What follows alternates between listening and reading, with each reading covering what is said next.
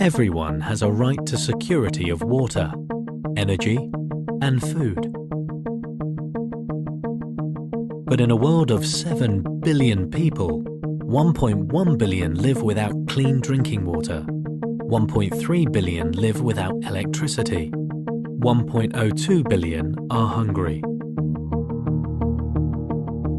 And it's not like the world is standing still. Population growth and urbanization mean that by 2030, we'll need 30% more water, 40% more energy, 50% more food. Our solutions often treat water, energy, and food security separately, but they need to be seen as interdependent. For example, it takes 1,300 litres of water to make 1 kilogram of wheat. By 2030, we may need 10% of our cropland for biofuels. In the US, moving, heating and treating water makes up 13% of electricity consumption. Failing to treat water, energy and food as a nexus leads to questionable decisions. The use of biofuels almost tripled in the EU between 2006 and 2012 in an attempt to increase energy security. But biofuels consume 20 times as much water as gasoline per mile covered. By competing for cropland, biofuels have increased cereal prices on world markets. Plus, biofuels release methane and nitrous oxide, arguably making their carbon footprint worse than fossil fuels. Nexus thinking also encourages you to think globally. Solving water security issues could create food security issues elsewhere.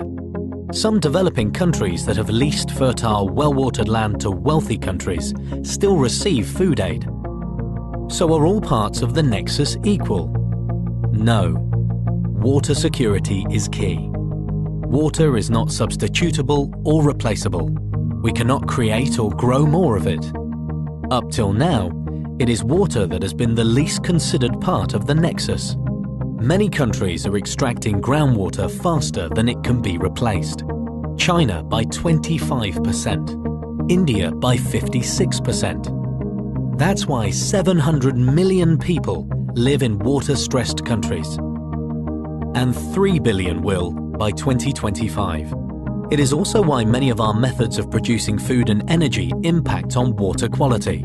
Whether it's the 17,000 litres of water per megawatt hour that evaporate from hydroelectric dams, or the 50% of nitrogen in fertilizers that isn't absorbed by plants, often running off into rivers. If we carry on as we are, our problems will only increase. Especially in an age of global warming and population growth.